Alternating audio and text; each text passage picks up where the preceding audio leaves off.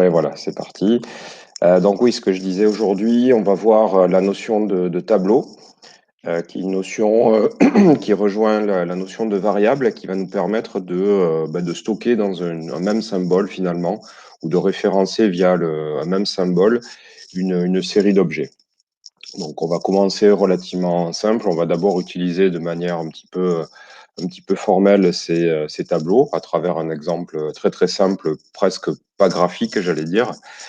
Et ensuite, on verra comment appliquer cette structure à un système de particules. Donc, on va reprendre en fait le modèle de particules qu'on avait vu, hein. Je vous rappelle, on avait vu ça en stockant plusieurs variables qui représentaient notre bille ou notre particule. Donc, on avait commencé ou ébauché un jeu de Pong. Et on verra comment, assez simplement, finalement, on peut passer de 1 à 100, voire 1000, voire 5000 particules un petit peu sans effort. Donc, en simplement changeant une variable. Donc, c'est ce qu'on va voir aujourd'hui. Et cette notion va faire appel, vous allez voir, on va réutiliser ou réemployer en tout cas la notion de boucle qu'on avait vue, c'est-à-dire à partir de cette structure de contrôle, répéter finalement un ensemble d'instructions un certain nombre de fois. Donc là, ça va nous servir notamment à écrire ou à remplir dans un premier temps le tableau. Finalement, on va dire, voilà, je voudrais avoir un tableau de 100 objets. On va remplir en fait le tableau à l'aide d'une boucle for. Donc on va réutiliser exactement ce qu'on a vu, hein, en définissant un index qui va de 0 jusqu'à 99. Et une fois qu'on a initialisé ce tableau, eh bien, on va pouvoir utiliser les données. Donc un tableau, c'est quelque chose qui est une variable et qui s'utilise donc en écriture et puis en lecture. Alors, dans un premier temps, on va simplement voir une utilisation très très simple d'un tableau et je vais vous montrer comment ça fonctionne avant de passer à son utilisation concrète via le système de particules. Alors on y va. Donc on reprend un sketch tout neuf et ici donc setup et draw. On va en fait on va créer une variable donc qui va représenter notre tableau. Donc on y va. Donc une variable, hein, toujours, en tout cas une variable globale, ça se déclare principalement, alors, généralement dans les projets P5JS, avant le setup et avant le draw. Donc par l'utilisation de ce mot-clé ici let, et on va l'utiliser ici avec notre variable x. D'accord. Donc là, ce que je vais faire, pour vous indiquer ce que je vais faire, c'est qu'on va sélectionner, en fait, on va remplir un tableau qui va s'appeler x avec une série de valeurs. Voilà, une série de valeurs. Ouais, tiens, on va l'appeler tableau. Ça sera peut-être plus clair. On va l'appeler tableau et on va le remplir avec une série de valeurs. D'accord. Voilà. Donc, alors, comment on écrit un tableau? Eh bien, on écrit ça comme ça. On va écrire array ici. Donc attention, c'est un mot-clé avec un A majuscule, donc attention. Et entre parenthèses, en fait, on va indiquer la taille de ce tableau. D'accord. Donc on va dire ici, par exemple, array 10. Donc là, je vais faire un petit dessin. Tiens. Donc cette ligne-là, elle permet de déclarer, ou en tout cas de créer une variable tableau qui va être associée justement à un tableau. Alors peut-être, ouais, je sais pas, tableau, ça va faire bizarre, je vais répéter tableau est un tableau. On va l'appeler, allez, on va l'appeler T. Ce sera peut-être plus simple, voilà, plus clair. Donc T, c'est une variable qui est associée finalement à un tableau de 10 choses en fait. Donc j'allais dire de 10 valeurs. Mais on va pouvoir mettre un petit peu ce qu'on veut à l'intérieur de ce tableau. Alors, je vais vous dessiner à quoi correspond un petit peu pour avoir une image mentale de ce que c'est qu'un tableau. Alors, je vais aller sur l'application. Ici. Voilà, donc je vais effacer ça. Oups.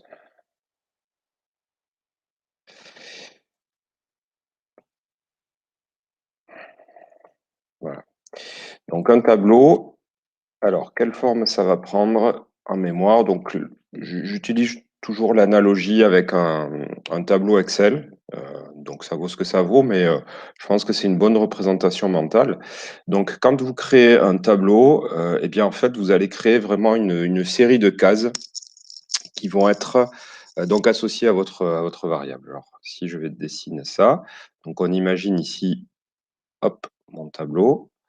Alors je vais peut-être zoomer. Ici, et on va avoir donc, si j'associe ici à la variable t, on va avoir ici donc la première case, deuxième case, 3, 4, 5, 6, 7. Bon, voilà, on va dire que là, 1, 2, 3, 4, 5, 6, 7, 8. Tiens, bon, allez, on va y aller. On va dire que c'est 8 ici. D'accord? Voilà, donc ça, quand vous écrivez cette ligne-là, eh bien, en fait, quelque part en mémoire de l'ordinateur, en fait, il va sélectionner ou en tout cas allouer une place mémoire qui va être une série comme ça de cases contiguës. Et donc, automatiquement, quand vous déclarez un tableau dans la mémoire, ben, ces cases, en fait, elles vont être indexées. C'est-à-dire que tout seul, P5JS ou de manière plus générale, là, ici, le JavaScript, hein, puisqu'on utilise des fonctionnalités de JavaScript, eh bien, il va indexer, c'est-à-dire attribuer un numéro à ces cases. C'est-à-dire que cette case-là, donc la première, va avoir un index 0. Donc, hein, vous avez compris, quand on commence à manipuler ici voilà, des index avec processing, on commence, le 0 est toujours un élément. Et puis, on va ici avoir la case 1, 2, 3, voilà, 4, 5, 6 et 7. D'accord? Donc, si j'ai 8 cases, elles sont indexées toujours de 0 jusqu'à 7. D'accord? Donc, ça, c'est une généralité. C'est-à-dire, si vous avez un tableau qui fait une taille de NB, enfin, ou de N, eh bien, les cases vont être numérotées de 0 à N-1. D'accord? Donc, voilà. Parce que le 0 compte pour un élément. D'accord? Donc, ça, c'est vraiment, voilà, là, on a écrit T égale, donc ce qu'on a écrit dans le code, array de 8. Donc, quelque part, finalement, ce qu'on a fait ici à travers cette écriture, eh bien, c'est qu'on a, en quelque sorte, déclaré d'un seul coup presque 8 variables. Donc, 8 variables qu'on aurait pu appeler T0, T1, T2, T3, T4, etc. Donc, le fait de faire ça ben, va nous déclarer automatiquement, finalement, 8 variables. Et ces variables-là, ben, vous allez voir, on va les écrire de manière un petit peu spéciale. Alors, je vais peut-être prendre une autre couleur, tiens. Ici, cette variable-là, oups, comment je peux faire? Voilà. Cette variable-là, ici, enfin cette case-là, on va s'y adresser par cette écriture un petit peu spéciale. Voilà, donc on la découvre, mais faudra s'y faire. T crochet 0. D'accord? C'est-à-dire que la valeur qui est associée à la case d'index 0 dans le tableau T, on l'écrit de cette manière, T crochet 0. D'accord? Donc ici, on aura T crochet 7. D'accord? Donc ça, c'est vraiment la valeur qui est associée à cette case. Et donc, on va pouvoir, de manière assez simple, eh bien, venir écrire dans cette case ou venir lire les informations, hein, ce qui est vraiment la nature même d'une variable, c'est-à-dire c'est accessible en lecture et en écriture, hein. C'est ce qu'on avait vu avec notre bille. On avait défini notamment ces variables de position x, y, mais on remplissait cette valeur, on pouvait même la modifier au cours du déroulé de notre programme, et on pouvait donc y écrire et lire les valeurs pour dessiner cette bille. Ben là, ça va être pareil. Donc là, on a vraiment créé ici 7 cases, 7 variables qui sont donc t crochet 0 jusqu'à t crochet 7. D'accord? Et donc, comment on va remplir ce tableau? Bah, c'est très simple, par le biais toujours de notre, signe, égal, hein. Donc je vous rappelle, le signe égal, quand on l'utilise avec des variables, c'est un signe, d'affectation, non pas un signe de comparaison. Le signe de comparaison, on l'avait vu dans la structure if, c'est, le signe égal, égal, qui permet comme ça de comparer, 2 quantités. Là, le signe égal reste un signe d'affectation, c'est-à-dire qu'on va placer une valeur à l'intérieur d'une variable. Donc là, on va écrire des choses, par exemple, comme t crochet de 1 égale, par exemple, j'en sais rien. Donc là, on va associer, dans les cases du tableau, on va associer un nombre. On va écrire, par exemple, allez, 123. D'accord? Donc ce qu'il va faire là, c'est que dans cette case-là, ben, il va écrire 123. Donc à tout moment, on pourra venir modifier cette valeur, donc au cours de l'exécution, hein, sur voilà, un événement particulier, dans la boucle de dessin, ou on peut l'initialiser, ce qu'on va faire nous dans le setup, et l'utiliser dans le draw. D'accord?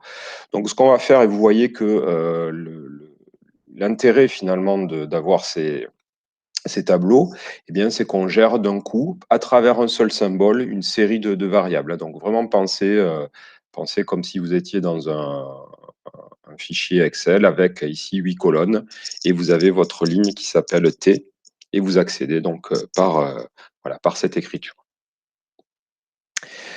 Alors, vous voyez que aussi, donc on sent bien que, par exemple, si je veux remplir mon tableau avec, des valeurs, quelconques aléatoires, bah, plutôt que d'écrire T crochet 0, T crochet 1, T crochet 2, et cetera, bah, en général, ce qu'on va faire, c'est qu'on va faire une boucle qui va parcourir donc, pour un index qui va aller de 0 jusqu'à 7, on va parcourir donc l'ensemble de ces cellules. Donc ça, c'est un schéma, on le découvre aujourd'hui. Si on se voit l'an prochain, bah, vous allez voir que c'est quelque chose qu'on va utiliser quasi systématiquement en fait, pour traiter des objets ou des données par lot en fait. Et donc là, l'idée, ça va être, et on va l'écrire, bah, de parcourir en fait l'ensemble des cellules avec une boucle for. On va dire bah, pour i qui va de 0 jusqu'à 7, donc pour i égale 0, i strictement inférieur à 8, et par pas donc de 1, eh bien, on va écrire T crochet de I. Donc, alors, je peux l'écrire ici. On va avoir une boucle ici. Voilà, donc boucle for. Donc, on va dire pour I, alors je l'écris en pseudocode, pour I qui va de 0, I inférieur à 8. Donc là, vous voyez qu'on passe la taille du tableau, on ne passe pas l'index de la dernière cellule. Et donc, I, voilà, on écrit I++.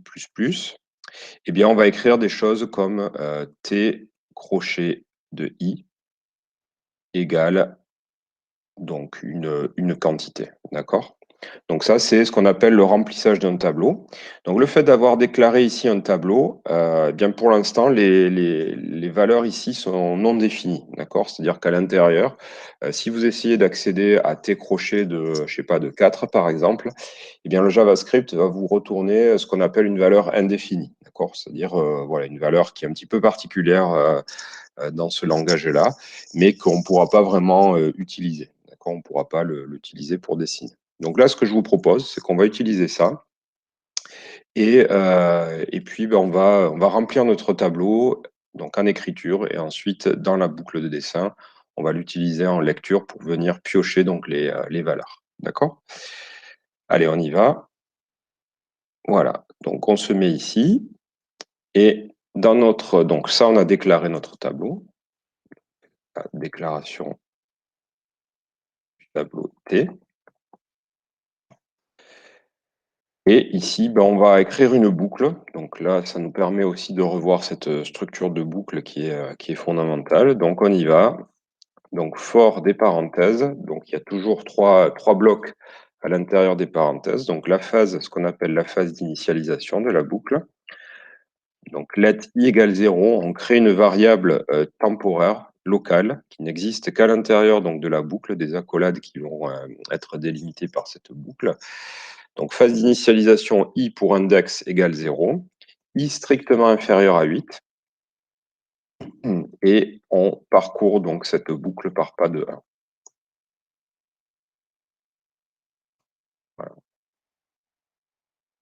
Donc ça, phase d'initialisation. Test de sortie. Donc tant que i est inférieur à strictement à 8, eh bien, on continue d'exécuter ici ce bloc de code. Et évidemment, on incrémente donc cette écriture-là, elle prend i, elle lui rajoute 1 à chaque fois. Donc il va arriver un moment où on va être à i égale 7, on va passer à 8, le test va s'effectuer. Est-ce que 8 c'est strictement inférieur à 8? Ben non. Et donc on va sortir de cette boucle. D'accord? Et puis on va continuer l'exécution de notre programme, du flux du programme, de manière régulière. Donc ben voilà, on a notre boucle. Et bien ici, on va écrire donc T crochet de I. Donc sur PC, les crochets, c'est Alt, grade et les parenthèses. Donc T crochet de I égale. Ben là, on peut lui mettre ce qu'on veut. Donc on va mettre un nombre. Donc ici, on va mettre, ben tiens, allez, on va sélectionner un nombre au hasard pris entre 0 et la largeur de l'écran. D'accord? On va se servir de T en fait pour dessiner des choses sur l'écran. Donc je vous rappelle, hein, cette variable-là, width, elle correspond, c'est une variable qui est automatiquement déclarée par P5JS et qui va contenir, ou en tout cas qui va être associée à cette valeur-là. Donc width, ici, dans mon cas, vaudra 400. Donc là, ce qu'on va faire, c'est qu'on va sélectionner des nombres aléatoires entre 0 et width. Alors, ce qu'on peut faire, c'est qu'on peut l'imprimer, ce nombre, hein, on va pouvoir l'imprimer. Et on va utiliser donc la variable console, la méthode, pardon, la fonction console log t crochet de i. D'accord? Donc là, on voit directement les deux utilisations. Là, on vient écrire dans notre case, dans notre cellule t crochet de i. Et ici, bien, on vient lire cette valeur qu'on affiche par le biais donc de console log. Donc, je vous rappelle, console.log, c'est une méthode, une fonction qui permet d'afficher des informations ici, dans la console. Bon, ben, on va lancer ça et puis on va voir ce que ça donne. Donc, vous devriez normalement avoir des valeurs qui sont différentes des miennes, hein, évidemment, puisqu'on n'a pas on est sur une fonction aléatoire. Et donc, vous voyez que ici, je récupère finalement une série de 8 valeurs aléatoires. Donc, si je relance, je n'aurai pas évidemment pas la même série de nombres. Donc, je démarrais avec 127. Ici, je démarre avec 270. OK? Alors, c'est pas mal ça.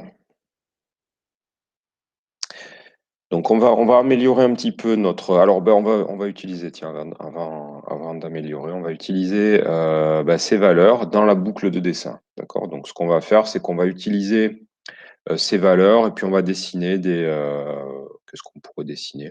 On va dessiner des lignes verticales dont la position en X est représentée par une des variables de ce tableau. D'accord? Donc vous allez voir, quand on traite des tableaux, eh bien, en général, quand on a écrit une boucle, eh bien, on va reprendre cette boucle pour traiter les valeurs, d'accord, ou utiliser ces valeurs. Donc là, je vais la réécrire à la main, mais vous pouvez copier-coller vraiment la ligne fort. Donc ici, on va réutiliser ces variables, en tout cas ces valeurs, et on va dire pour i donc, qui va de 0 et qui est inférieur à 8, eh bien, donc avec i++, donc, je vais dessiner une ligne ici. Alors, j'ai dit une ligne verticale dont la position x est représentée par cette variable t. Donc, je vais tracer une ligne donc, qui part de la valeur t crochet de i. Si je dis que t crochet de i, c'est mon x. Donc 0. Donc là, je suis y égale 0, donc je suis en haut de mon canvas. Et je vais jusqu'à t crochet de i. Donc, je ne bouge pas. Je ne bouge pas de position horizontale. Et je me déplace jusqu'en 8. D'accord? Donc 8, c'est l'équivalent, donc c'est le complémentaire de width de ces variables qui sont qui sont déclarées, qui contiennent donc largeur hauteur de notre canvas. D'accord? Donc vous voyez ici que j'utilise t crochet de i comme étant l'entrée en fait des coordonnées x, donc du segment en fait qui va être dessiné par là. Donc je lance ça et vous voyez que Donc j'ai ces lignes verticales là qui se dessinent. Donc j'en ai exactement 8 ici, pas plus et pas moins. Et là, j'utilise donc en lecture le tableau T. D'accord? Donc je viens piocher dans cette variable ici, dans la variable T, la valeur qui est associée à la cellule I. Donc il faut vraiment garder en tête ce schéma-là. D'accord? C'est vraiment important. Alors, on va améliorer un petit peu la boucle. Vous savez qu'en programmation, quand on commence à développer, on a horreur des choses en fait qui se répètent. Ou en tout cas, ici, oui, on n'aime pas ça. Donc là, vous avez vu qu'à plusieurs endroits, j'ai ce 8 qui apparaît. Donc, qu'est-ce qui se passe si tout d'un coup, au lieu de dessiner 8 lignes, j'aimerais en dessiner, par exemple, j'en sais rien, 20. Eh bien, ce que je vais faire, c'est que je vais changer ici ma variable, enfin en tout cas l'écriture 8. Donc je vais ici modifier, à la place de 8, je vais mettre 20, ici je vais mettre 20 et ici je vais mettre 20. D'accord? Donc ça, c'est des choses que, en général, quand vous avez ce pattern-là en programmation, c'est que vous allez devoir utiliser une variable, d'accord, qui va devoir stocker cette valeur-là. Alors on va faire même un petit peu mieux parce que quand vous écrivez en fait quand vous déclarez un tableau, ici, on va avoir accès automatiquement à une variable qui est prédéfinie et qui va s'écrire T, alors attention j'allais dire à l'orthographe, à la syntaxe, T.length. D'accord? Donc ça, qu'est-ce que c'est T.length? Bien, ça va représenter la taille ou la capacité de votre tableau. Donc une fois qu'on a écrit ça, eh bien, cette variable-là, un peu comme width pour le canvas, va contenir la taille du tableau. D'accord? Donc là, on va pouvoir l'écrire ici quelque part. Et c'est cette écriture-là, ou en tout cas cette variable-là, qu'on va utiliser dans nos boucles. Donc la logique, ce sera de dire, au lieu d'avoir ici I8, pardon, on va écrire T.length et ici T.length. D'accord? Donc quel est l'intérêt de faire ça? L'intérêt, c'est que si je change ici la taille de mon tableau, si je passe de 8 à 20 ou à 100 ou à 400, eh bien, cette variable va toujours être à jour et va contenir donc effectivement la taille du tableau. Donc les boucles vont bien s'effectuer de manière relative à cette taille de tableau. D'accord? On n'aura pas à changer à plusieurs endroits. Donc ici, c'était relativement simple. On avait juste à deux endroits à le changer. Mais voilà, donc sur cette logique-là, on préfère utiliser des variables qui vont contenir donc une valeur et donc cette valeur, on va pouvoir la changer à un seul endroit de notre code et elle va se répercuter un petit peu partout. D'accord? Donc t.length va contenir la taille ici du tableau. Je vais le mettre là. Donc je relance ça et vous voyez que j'ai pas changé le comportement de mon code. C'est exactement le même, sauf que maintenant, je peux faire des choses comme ça. Donc je peux passer ici, alors j'ai de 8 à 20, d'accord? Sans problème. Voilà. Donc là, le fait d'avoir mis 20, eh bien, cette variable-là, t.length, va être associée ou va contenir cette variable 20. Et donc les deux boucles vont s'exécuter voilà, de manière correcte en parcourant vraiment toute la liste ou toutes les cellules de mon tableau. D'accord? Donc ça, c'est pas mal. Alors je peux aller, voilà. Donc vous voyez que là, par exemple, si je crée 100, eh bien, je vais me retrouver ici avec une espèce de code barre, en fait, avec 100 lignes qui sont dessinées automatiquement sur mon écran. Donc, vous voyez, j'ai pas eu grand-chose à faire, hein. Si on avait voulu faire ça avec des variables, eh bien, on aurait été obligé de créer 100 variables. Là, vraiment, avec cette structure de tableau, eh bien, j'ai un moyen voilà, assez aisé de générer, de créer comme ça 100 variables d'un coup et de les gérer donc à la fois en écriture. Ici, je viens remplir la valeur donc, de ma cellule avec une valeur. Donc, ça aurait pu être autre chose, hein. On aurait pu ici la remplir avec, tiens, bon, on peut essayer, j'aurais pu la remplir avec par exemple i multiplié par 2. Bon, donc là, ça va, alors c'est peut-être ici, hop, multiplié par 4. Voilà, donc ça fonctionne bien.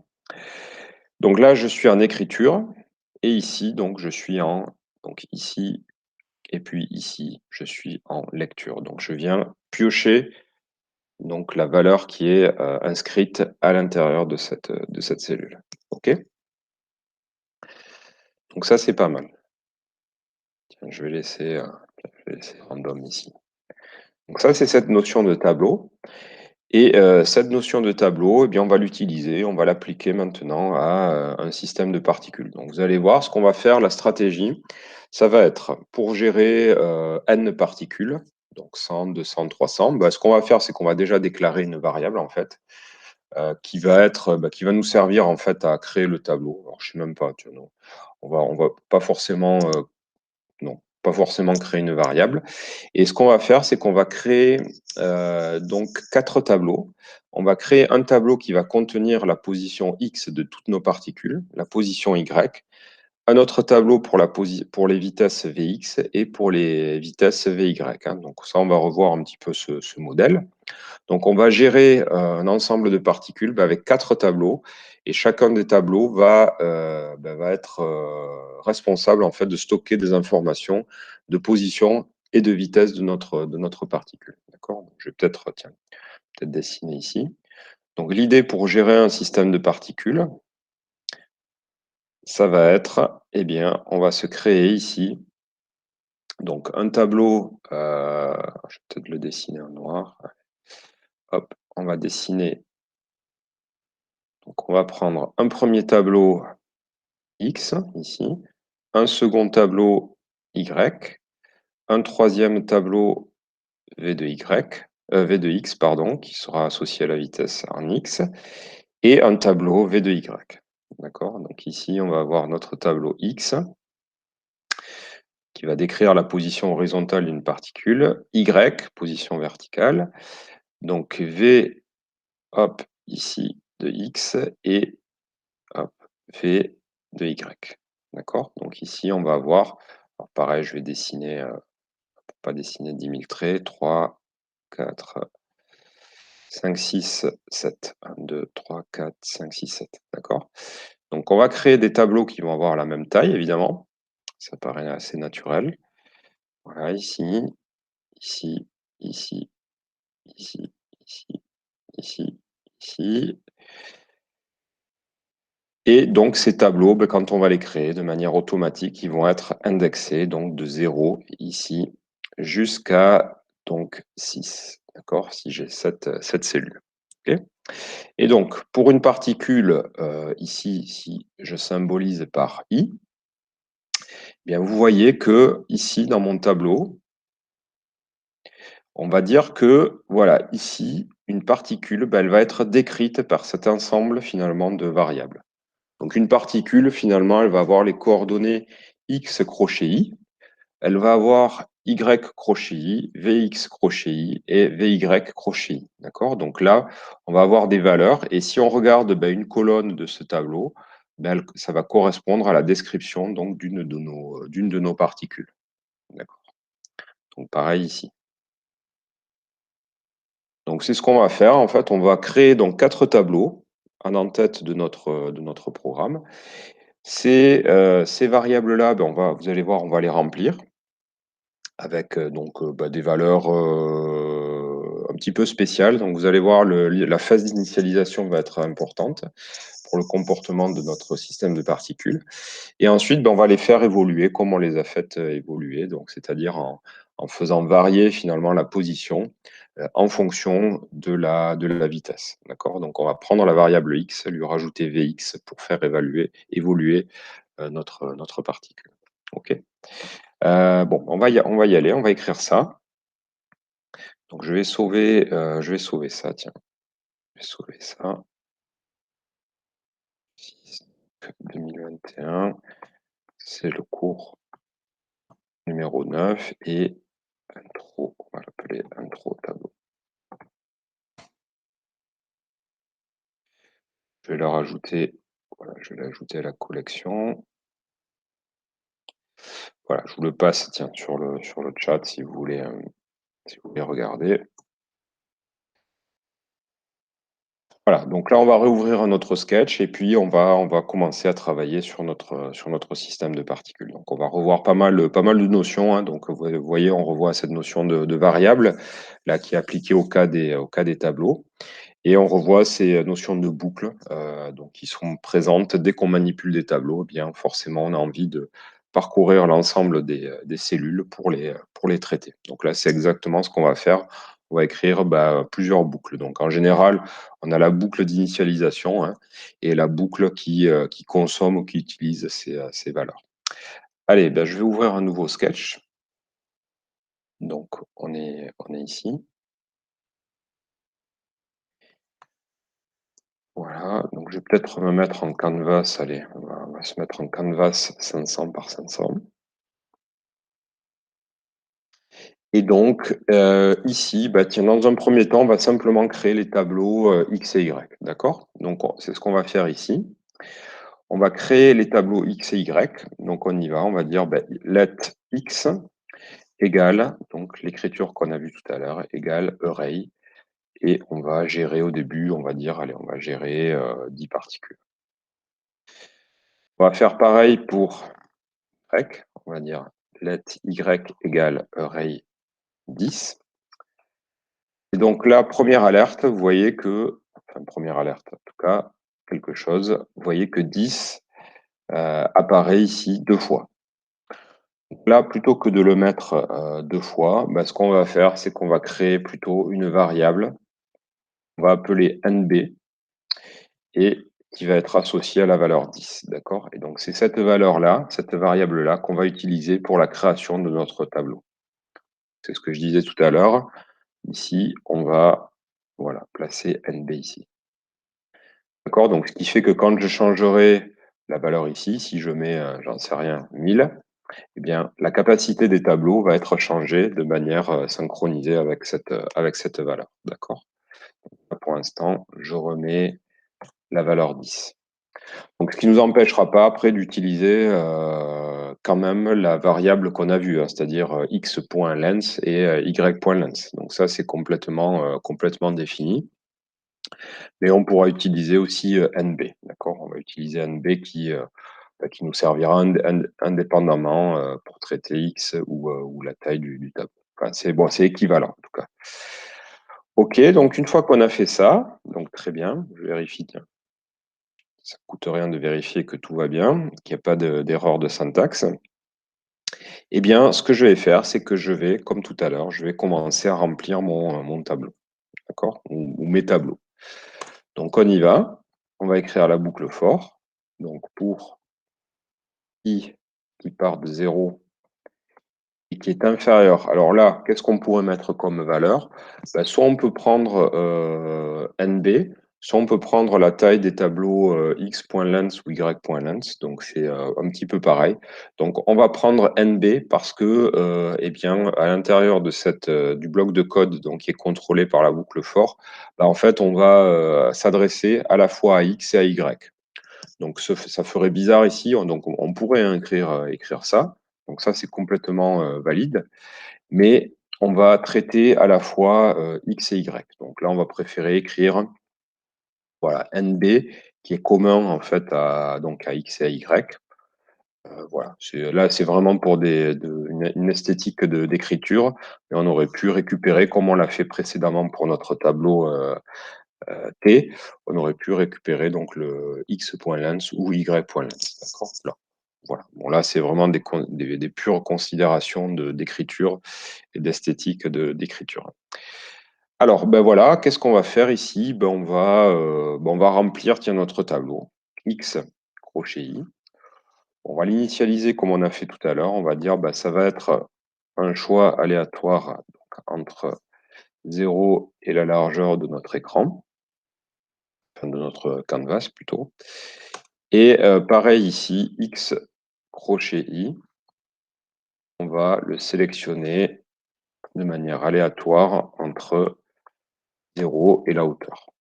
Voilà. Donc là, vous voyez qu'on remplit en même temps deux tableaux. Hein. Donc, si je reprends un petit peu ce schéma, et on vient remplir d'abord cette case ici, et ensuite on vient remplir cette case-là, d'accord? Et puis, voilà, ça, une fois qu'on l'a fait pour i égale 0, ben, on passe à la case suivante, i égale 1, on est ici, et ainsi de suite. D'accord? Bon, mais ça, c'est pas mal. Et bah, ce qu'on va faire, c'est qu'on va, bah, pareil, réutiliser exactement la même boucle et bah, on va dessiner en fait des petits cercles en utilisant donc comme coordonnées ces valeurs-là, ces variables-là. D'accord? Donc, bah, pareil, vous pouvez copier-coller la boucle, hein. Donc, on y va. La i égale 0, i inférieur à nb, plus. Ah, donc attention, les accolades qui délimitent le bloc de code. Et ici, on va dessiner donc une particule. Donc je vais dessiner ellipse. Et donc là, je vais utiliser pour sa position x et y la variable x crochet i.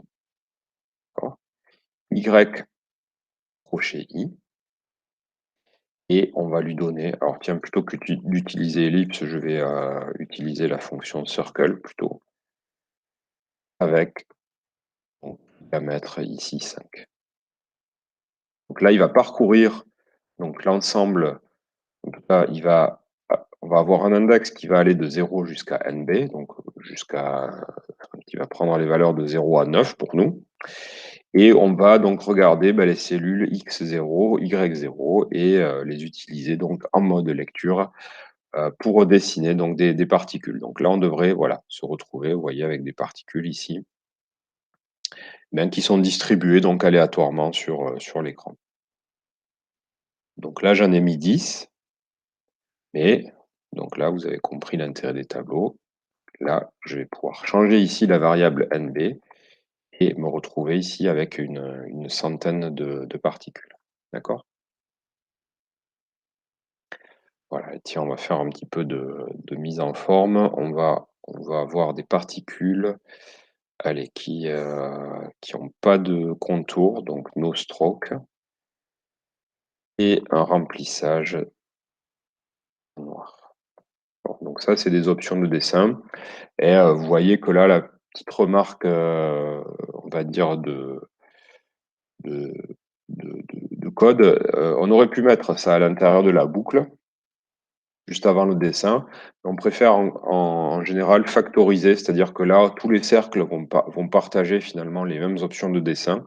Donc, plutôt que de rappeler inutilement nos strokes et fils, eh bien, on préfère les sortir de la boucle, comme ça ils sont définis une fois pour toutes, et toutes les ellipses ou tous les cercles qui vont être dessinés dans la boucle eh bien, vont avoir ce style qui aura été défini avant la boucle. Donc, je relance ça, et OK, ça fonctionne. D'accord? Donc là, vous pouvez pousser un petit peu les valeurs, hein. On peut aller jusqu'à 1000, c'est complètement possible. Donc, il va arriver un moment où on va traiter trop d'informations, donc ça va ramer un petit peu. Donc, 5000, ça fonctionne. Vous voyez que là, c'est très, très pratique, hein. On peut changer la taille. Alors, petite remarque, et c'est ce qu'on va voir tout à l'heure. Les tableaux, en fait, sont dynamiques, hein. C'est-à-dire qu'une fois que vous avez créé un tableau, et ça, on va le faire tout à l'heure, bien, on peut rajouter des cases à la fin. D'accord? Donc ça, c'est une structure en JavaScript qui est dynamique, ce qui n'est pas le cas forcément dans d'autres langages où les tableaux, une fois que vous les avez créés, vous ne pouvez pas forcément leur adjoindre ou étendre leur capacité.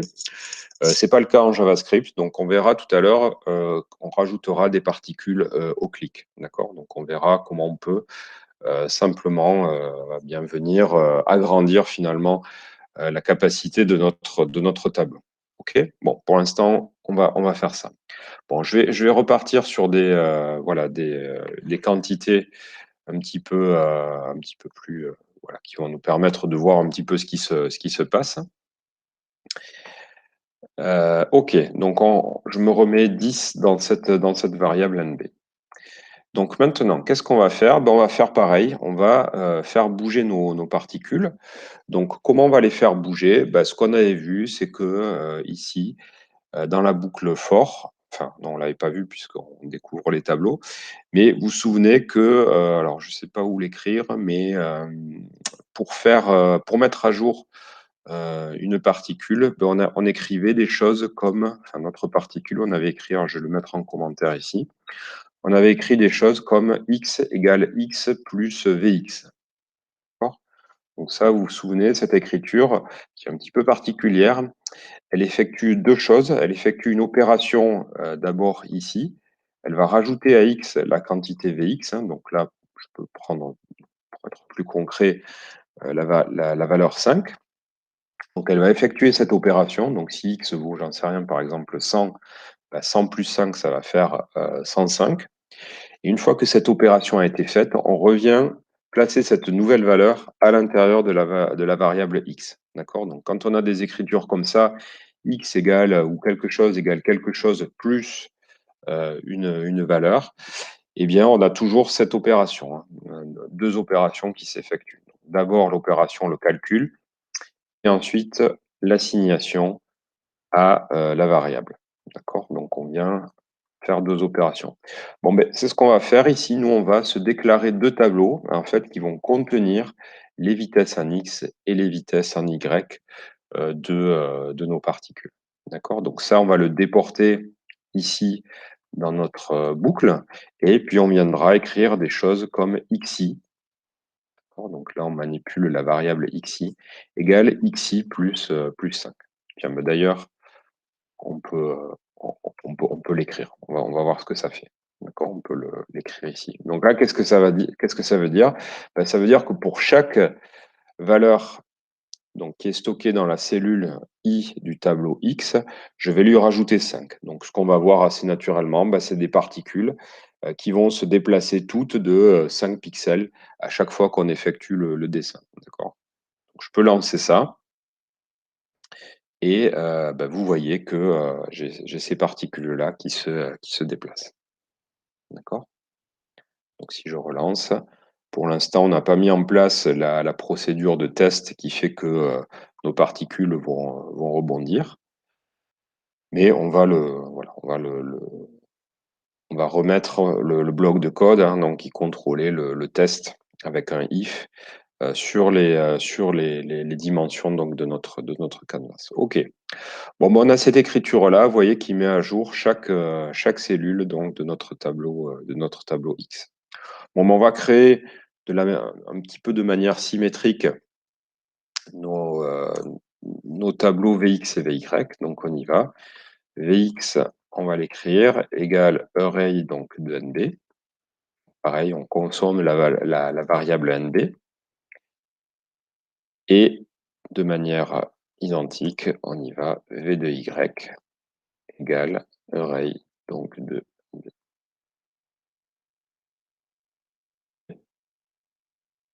Donc là, on a créé 4 tableaux, hein. On a vraiment cette structure ici, voilà, où on aligne un petit peu, où on crée des lignes. On crée des lignes ici et puis, bah, voilà, chaque colonne, en fait, est indexée par un numéro, d'accord? Qui correspond donc à finalement au numéro, en quelque sorte, à l'identifiant de notre particule. OK, bon, bah, on a fait ça. Bah, qu'est-ce qu'on fait? Bah, il faut l'initialiser parce que pour l'instant, nos 2 tableaux Vx et Vy, ne contiennent pas de valeur, donc ce qui sera problématique. Donc bah, on y va, on va écrire ici V de x j. Donc là, ça va représenter le déplacement de nos particules à chaque fois qu'on dessine. Donc là, on va choisir, bah, pareil peut-être une valeur aléatoire qui va, être choisie entre des bornes de sorte à ce que la particule aille pas trop vite. Donc on va ici choisir entre -1 et 1. Donc ça veut dire, bon, peut-être ça va être un petit peu, ouais, ça risque d'être un petit peu lent. Bon, allez, on va dire entre -2 et 2. Allez. Donc ça, qu'est-ce que ça veut dire? Bah, ça veut dire que nos particules vont se déplacer. Donc si la valeur est choisie en moins quelque chose, bah, elle va se déplacer pour x vers la gauche, et en plus quelque chose, elle va se déplacer vers la droite. D'accord? Donc on va faire pareil pour V de y. Vous voyez que les écritures sont vraiment très, très similaires. Et puis, bah, pareil, on va le laisser. On va dire que voilà, l'amplitude des vitesses en X et en Y est identique. OK? Voilà, donc là, on a initialisé vraiment nos 4 tableaux.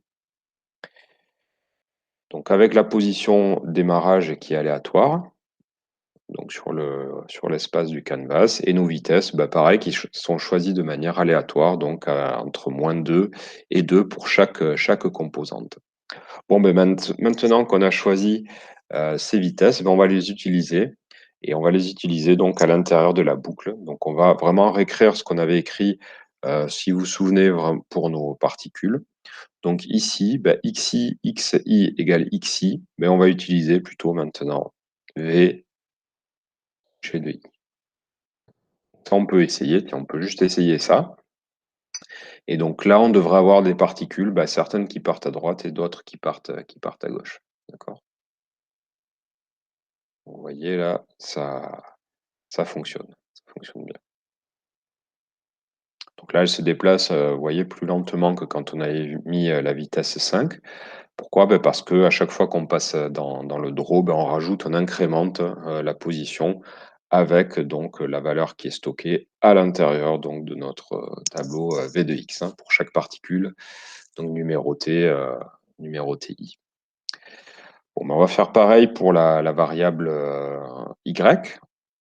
On va déplacer, donc on va dire X crochet de I égale donc X crochet de I, Y crochet de I plus V de Y crochet de I. Donc là, le raisonnement est strictement identique pour la dimension Y. Donc je vais relancer ça, et puis là, ben, ce qui va se passer, c'est qu'on va avoir nos particules qui vont se déplacer de manière linéaire, mais avec des directions donc choisies aléatoirement. Donc on y va, et vous voyez que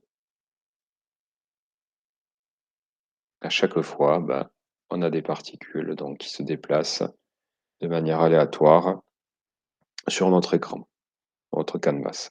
Alors là, ce qui est intéressant, et on est tenté de le faire, c'est qu'on a envie évidemment, là, j'ai 10 particules, mais j'ai envie d'en mettre beaucoup plus. D'accord? Donc là, on va changer la variable. Alors je laisse ça sur l'écran.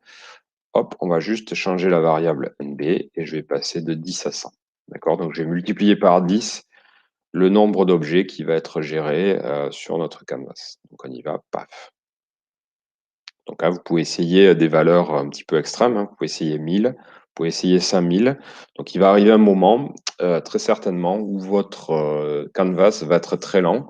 Et pourquoi? Parce que il va traiter ici, si je mets par exemple 5000, il va exécuter ces trois fonctions 5000 fois, d'accord, dans une boucle draw. Donc, il va essayer en 1/60e de seconde d'effectuer 15 000 opérations.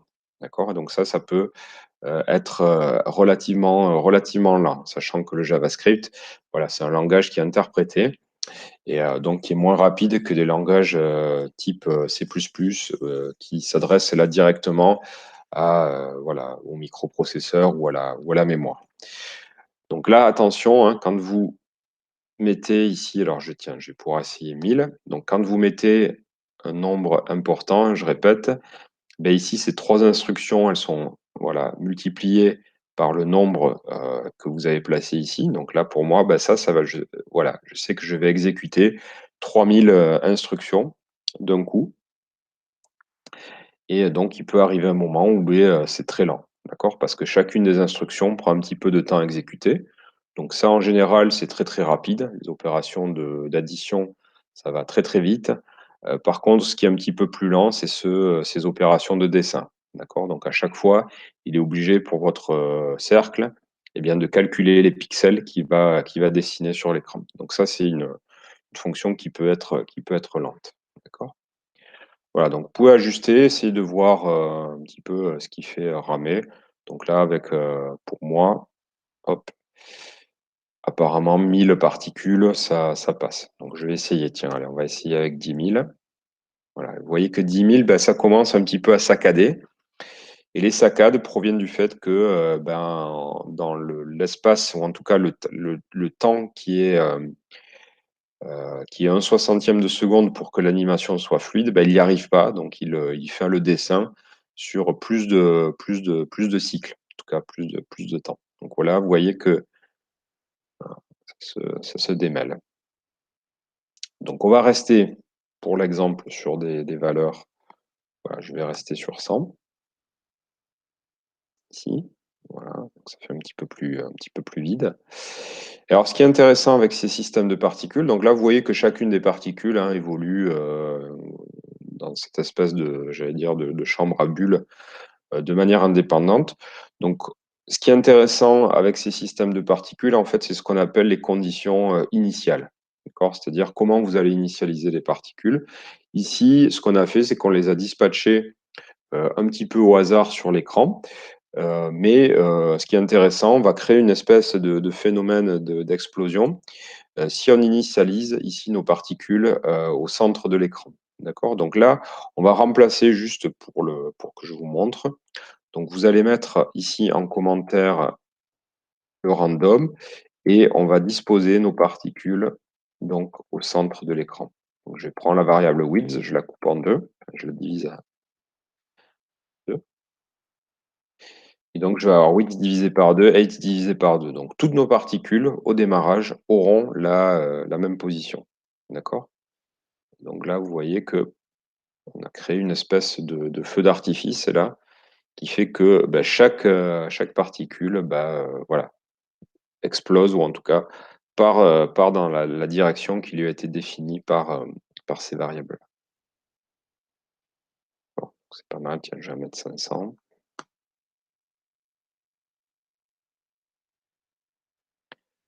Donc là, pour l'instant, elles sortent, elles continuent indéfiniment à naviguer hors de notre canvas, ou en tout cas les valeurs x et y naviguent hors de notre canvas. Donc là, ce qu'on va faire, c'est qu'on va rajouter les conditions de test qu'on avait vues donc quand on avait fait le modèle de bille, de sorte à ce qu'elles restent confinées à l'intérieur de notre canvas. D'accord? Donc c'est ce qu'on va mettre en place. Donc ça, on va le mettre en place, le test, bien pour chacune de nos particules. Et bien ça va se produire ici, voilà, dans cette boucle de dessin ici, enfin, dans cette boucle, pardon, de traitement ou de dessin des particules. Et on va écrire quelque part ici, si x crochet de i dépasse la largeur de l'écran, alors qu'est-ce qu'on fait? On va inverser la vitesse. D'accord? Donc c'est ce qu'on avait vu dans le cours numéro 4 ou 5, je crois. Pour faire rebondir la particule, il suffit simplement d'inverser la vitesse, d'accord, une fois que le test a été validé. Bon, on va écrire ça, et on va l'écrire, on va faire le test avant de dessiner, d'accord.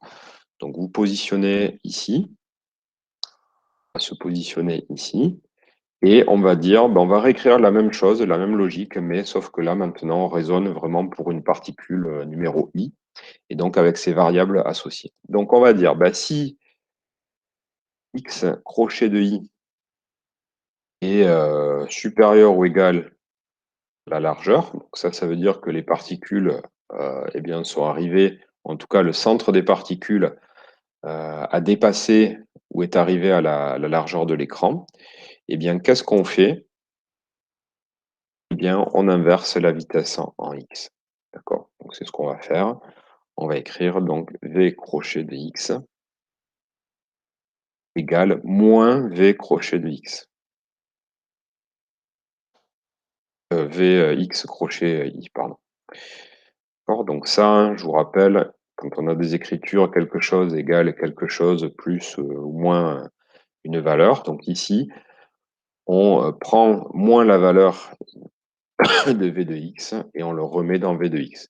Donc si la vitesse était par exemple de 4, là, au prochain dessin, la vitesse pour cette particule sera de moins 4. Donc elle va repartir dans le sens opposé. Donc on peut déjà tester ça. Et normalement, voilà, on va voir ici, paf, voilà, c'est juste les particules qui ont rebondi. Voilà, là on les voit, celle qui arrive ici. Voilà, celle-ci, elle est repartie dans l'autre sens. Bon, très bien, ça fonctionne super. Et ici, donc, on va faire pareil. Alors, je vais vous montrer, tiens, une écriture qu'on n'avait pas forcément vue. Donc là, on pourrait écrire si x crochet de i est inférieur ou égal à 0, donc pour traiter l'arrivée ici des particules sur la gauche de notre canvas.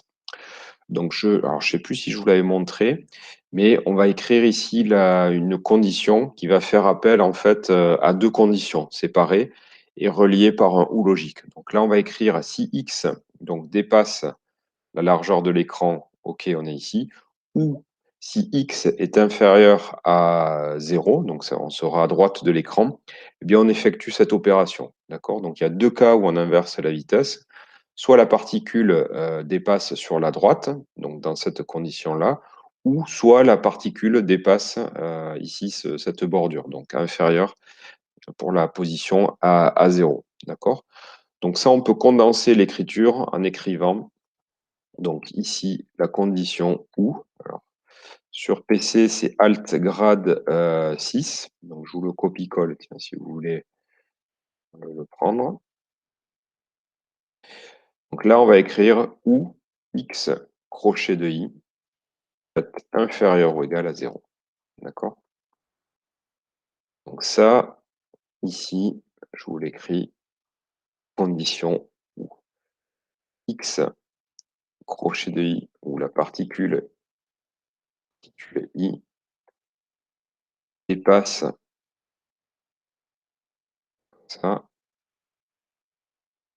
dépasse à droite,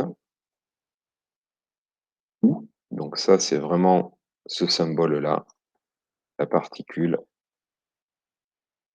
dépasse. D'accord? Donc là, quand on écrit ça, eh bien, on écrit deux conditions en une. D'accord? Donc on va tester si xi est plus grand que width ou si xi est plus petit que 0. Si une des deux conditions en fait est vérifiée, donc il suffit qu'il y ait une des deux conditions. Bon, là c'est facile puisque la particule elle peut pas dépasser à droite et en même temps dépasser à gauche. Donc si une de ces deux conditions est vérifiée, eh bien on inverse la vitesse. D'accord? Donc là, ça nous permet de compresser un petit peu les écritures. On aurait pu, hein, ça aurait été complètement valide d'écrire sinon si x est inférieur à 0, donc d'écrire un autre if, mais on aurait eu deux fois cette écriture-là. D'accord? Donc là, on va tester ça. Et voilà, donc vous voyez que mes particules rebondissent à la fois à droite et à gauche. D'accord? Donc ça, c'est pas mal. Et vous vous en doutez, ce qu'on va faire, c'est qu'on va faire exactement pareil pour Y. Donc l'écriture va être strictement pareille, sauf qu'on va remplacer tous les X par des Y. Donc la logique est strictement pareille. Donc ce que vous pouvez faire, moi je vais l'écrire, je vais pianoter, mais vous pouvez prendre ce bloc de code-là, je vous le copie-colle, et vous pouvez le dupliquer et remplacer donc les X par les Y. Donc moi je vais le réécrire voilà, pour vous laisser un petit peu le temps. Donc on va dire ici, si Y crochet de I. Oui, alors par contre, on remplace évidemment width par height, supérieur ou égal à la hauteur de l'écran, ou si Y crochet de I est inférieur ou égal à 0. Donc ça veut dire si mes particules arrivent en bas, ou bien si mes particules dépassent en haut. Eh bien, qu'est-ce que je prends comme mesure? Eh bien, j'inverse ici la vitesse en Y. Donc, écriture vraiment symétrique hein, par rapport à ce qui se passe en X. Donc là, ça doit être pas mal. Je vais lancer ça et normalement, voilà, j'ai toutes mes particules qui restent à l'intérieur de l'écran. D'accord? Donc là, il y en a plus une qui va sortir. Ça va pour l'instant, ça va pas trop vite. Donc, vous voyez que les écritures hein, sont un petit peu. Là, on utilise un petit peu toutes les fonctionnalités qu'on a vues. Donc, à la fois cette notion de variable ici qui est traitée à travers le tableau. La notion de boucle, donc qui nous sert à la fois à remplir un tableau, donc à l'initialiser, à placer des valeurs donc dans chaque cellule de nos tableaux. Et ici, donc, on a utilisé une boucle qui va parcourir donc l'ensemble de ces cellules, mettre à jour ces cellules ici. Donc ça, c'est important ici. Vous voyez que ça se traite, une cellule dans le tableau, ça se traite comme une variable, ça peut se mettre à jour. On a réutilisé ici donc les conditions, hein. Donc on écrit if entre parenthèses une ou plusieurs conditions qui sont reliées par des opérateurs logiques. Donc là, l'opérateur logique qu'on a utilisé, c'est l'opérateur ou. Donc quand on dit si une condition ou une autre condition est vérifiée, on effectue cette opération-là. Donc là, la condition qu'on a écrite ici, c'est de tester si ma particule sort à droite ou sort à gauche. Si une de ces deux conditions est vérifiée, alors eh bien, je prends la mesure d'inverser sa vitesse en x. D'accord? Donc ça, c'est vraiment ce qu'on a écrit ici. Et sans vraiment trop réfléchir, on applique la même technique pour la dimension y. Hein. Donc on pourrait faire pareil en 3D et on aurait un tableau Z pour la position Z. Tiens, on pourra peut-être le faire la semaine prochaine. Ça pourrait être intéressant. Comme ça, je pourrais vous présenter le mode 3D de processing. Et donc voilà, donc on a fait ça. Et donc enfin, on dessine ces particules ici en utilisant donc les valeurs qui ont été fraîchement mises à jour dans cette boucle. Donc là, vous voyez que la particularité, c'est qu'on utilise la condition if à l'intérieur d'une boucle, ce qui est tout à fait valide. Hein. On a complètement le droit. OK, donc ça, c'est pas mal. Donc c'est bon pour vous pour l'instant? Ouais. Donc n'hésitez pas si c'est trop rapide, hein, voilà, je peux réexpliquer des choses.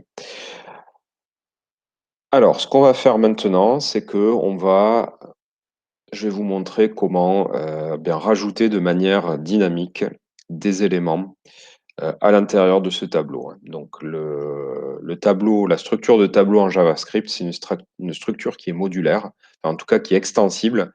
C'est-à-dire qu'on va pouvoir à la fois ajouter des éléments dans le tableau, mais on pourra aussi enlever des cellules de notre tableau. On va juste en rajouter.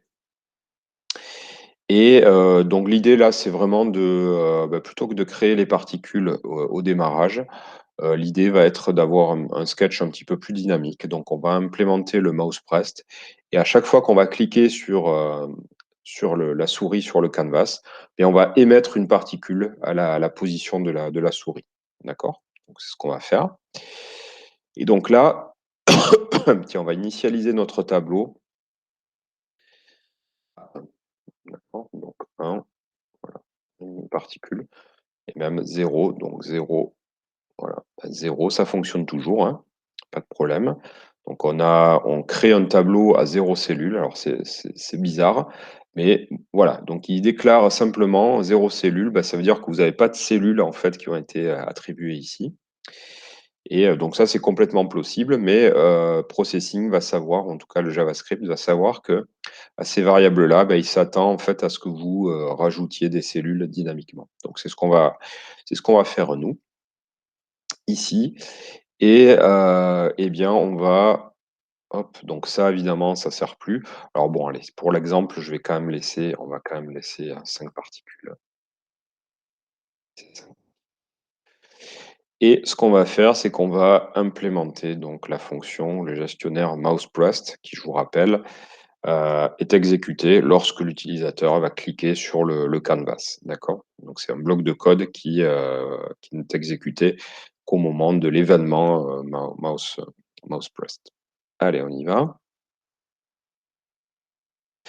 Donc, je vais implémenter la fonction mousePress ici. Donc, je vais dire mouse, donc attention avec un P majuscule, les accolades.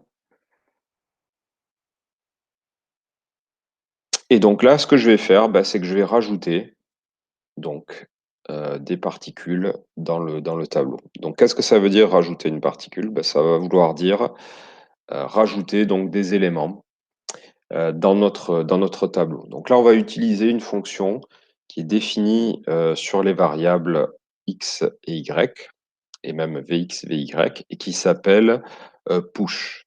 D'accord? Donc on va pouvoir écrire des choses comme ça. Donc ça, qu'est-ce que ça veut dire? Bah ça veut dire rajoute une cellule à notre tableau X et on va lui passer en paramètre donc une variable qui va correspondre à la position X de notre nouvelle particule. Et là, on va lui passer la variable X. Aux X, pardon. Ça, qu'est-ce que ça veut dire? Ça veut dire bah, sur mon tableau, qui contient pour nous là ici 5 cellules, bah, j'en rajoute une. Et j'en rajoute une, mais avec la valeur ici, mouse_x, d'accord? Donc là, on fait 2 opérations un petit peu en une. On crée une nouvelle cellule, on la remplit immédiatement avec, eh bien, avec une variable. Donc on va faire pareil avec ici, bah, y. On va dire ici rajoute une cellule qui contient la variable mouse_y, hein. Donc là, ce qu'on fait, c'est qu'on crée une particule, au niveau de la position, de la souris. Voilà, c'est ce qu'on indique ici. Eh bien, on va faire pareil pour la vitesse. Alors tiens, on va initialiser la vitesse à 0, tiens, pour vous montrer. Donc on va faire un push, 0 et on va faire Vy push 0. Donc ça, j'ai vraiment le droit de l'écrire parce que x, y, Vx, Vy sont des tableaux, hein. Donc ça, cette, fonction-là, elle est définie sur le tableau. Et donc une fois que j'ai fait ça, il ne faut pas que j'oublie une chose, il ne faut pas que j'oublie de dire, bah, que, j'ai une particule de plus. Donc dire que j'ai une particule de plus, donc c'est outre créer une cellule de plus pour chaque tableau, ça va être d'indiquer, bah, que mon nombre ici, eh bien, a été incrémenté de 1. D'accord? Donc ça, c'est vraiment pour indiquer que, bah, ici la boucle, elle va aller, jusqu'à un élément de plus maintenant, puisque j'ai rajouté ça. Donc là, on devrait créer des particules, immobiles puisque leur position, leur vitesse sont 0.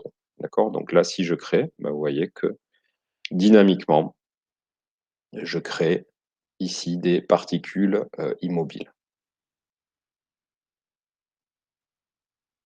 D'accord? Donc ça, c'est super.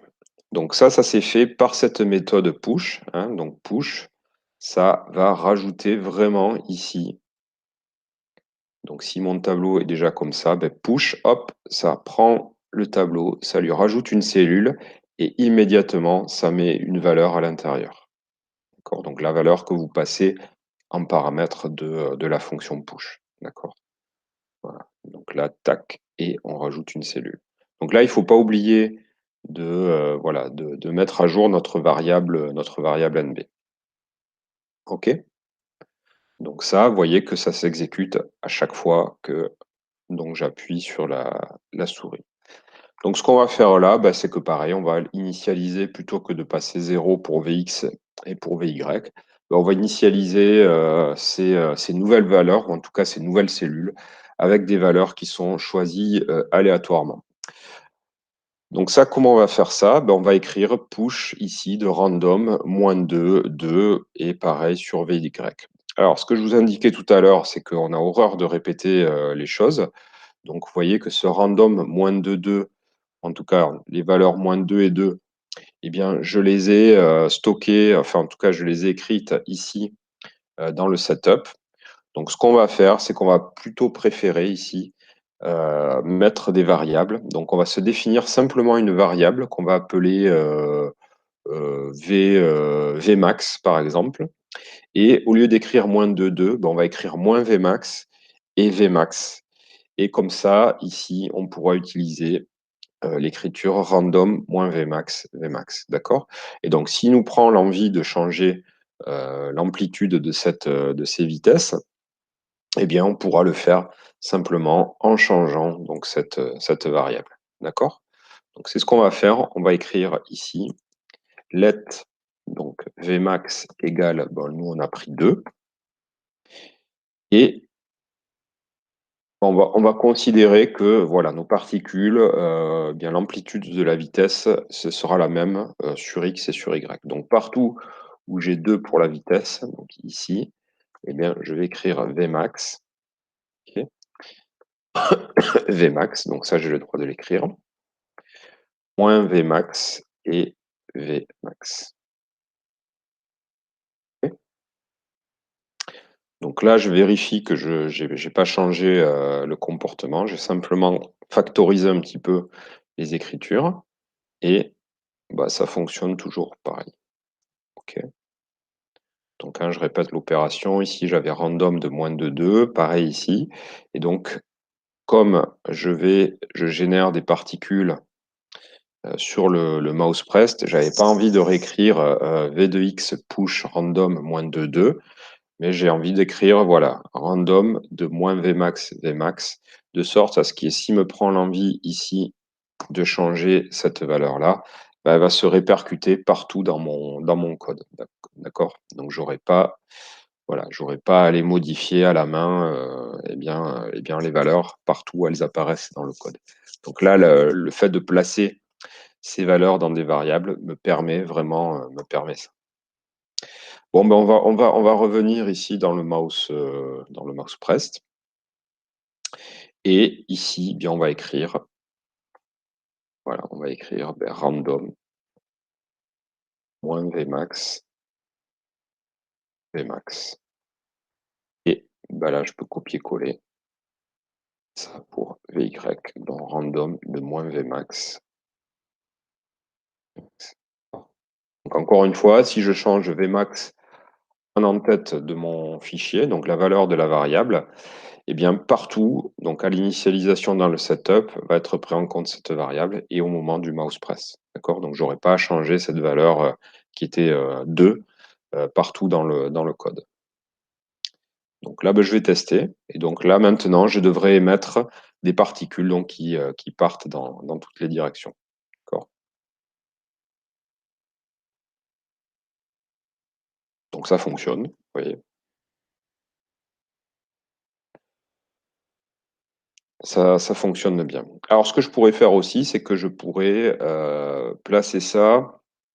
Donc, si je veux émettre plus d'une particule d'un coup, je pourrais sans problème placer ça dans une boucle. Tiens, on peut le faire, ça peut être marrant. Donc là, j'émets une particule, mais si au clic, je veux émettre eh bien, 5 particules à chaque fois, je peux dire que ça, je vais le répéter 5 fois. D'accord? Donc on va faire une petite boucle qui, à chaque fois qu'on clique, on va émettre 5 particules. D'accord? Donc je vais cliquer, pof, ça va faire une mini explosion de 5 particules. D'accord? Voilà. Bon, c'est juste pour l'exemple.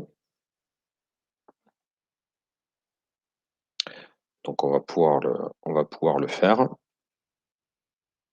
Allez, on va placer donc tout ça, tout ce bloc de code ici qui est dans le mouse pressed, on va le placer, voilà, à l'intérieur donc des accolades qui vont être contrôlées par une boucle, bon, boucle qui sera différente de la boucle qui nous sert à parcourir donc la liste ou en tout cas l'ensemble des cellules de nos tableaux. Là, c'est vraiment une boucle simple qui nous indique que bon, on va rajouter en fait 5 fois, alors je prends 5 par défaut, mais 5 fois des particules. Donc là, on va pouvoir l'écrire, on va pouvoir écrire. Alors pour pas que ce soit perturbant, je vais prendre, au lieu de prendre un index, je vais prendre la variable n, d'accord? Donc n pour, voilà, pour nombre. Et n strictement inférieur à 5 et n++. Donc ça, qu'est-ce que ça veut dire? Ben, ça veut dire que je vais répéter ici ce bloc de code 5 fois. Donc au mouse pressed, je clique, il va rajouter 5 particules dont les vitesses vont être au hasard. Donc on va avoir chaque fois une mini explosion. D'accord. Donc on y va. Donc, vous voyez, à chaque fois que je clique, eh ben, j'émets en fait 5 particules.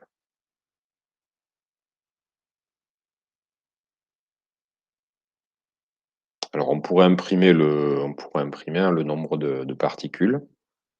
Bah, tiens, on va peut-être le faire, on va peut-être l'afficher ici. Donc là, ça fonctionne bien.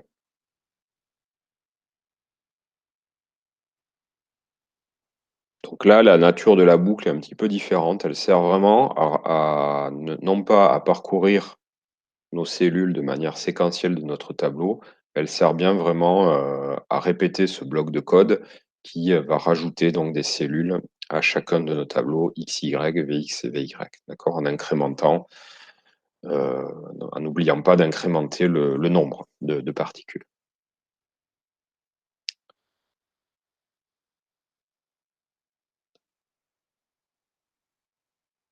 Ouais, pour l'instant, ça va.